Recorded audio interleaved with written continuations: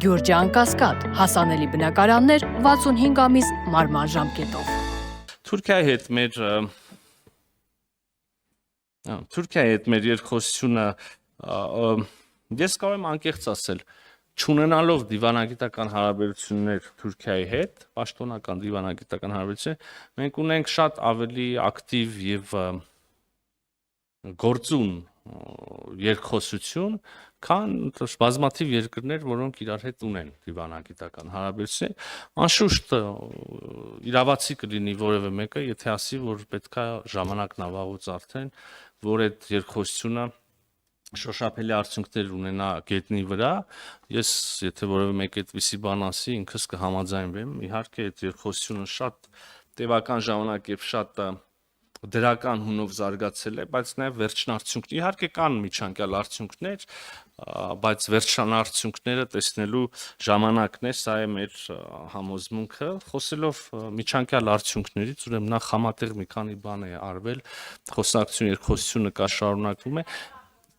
բայց նաև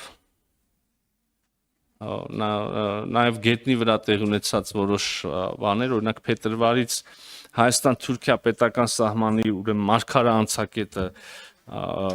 հիմնարարվել է, պատրաստ է ուրեմն գործելուն եւ այս անցակետը ամբողջությամբ ուրեմն վերահսկվում է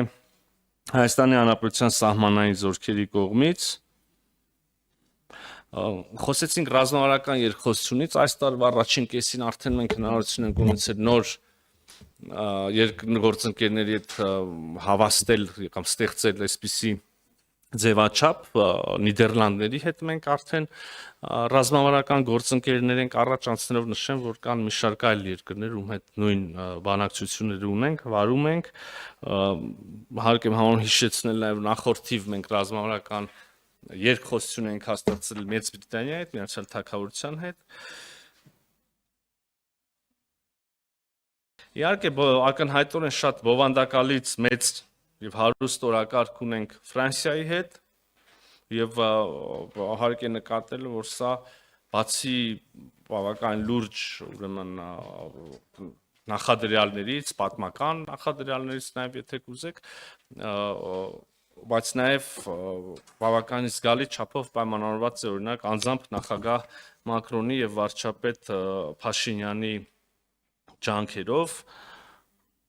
եւ ոչ միայն իհարկե մյուս գործընկերներ, չեմ կարող չանդրադառնալ Իրանի հետ մեր հարաբերությունների երկխոսությանը, լինի դա թե երկկողմ ուրեմն ձևաչափով կամ համատեքստում, թե տարածաշրջանային առումով։ Մարտին տեղի ունեցավ Իրանի արտաքին գործերի նախարարի այցը Երևան, մեր երկու երկրների միջև բարձրաստիճան փոխացելությունները անընդհատ են, հաճախակի են, ընդգրկում են տարբեր գերատեսչություններ, մենք սպասում ենք նախագահ Փեզեշքյանին Երևանում,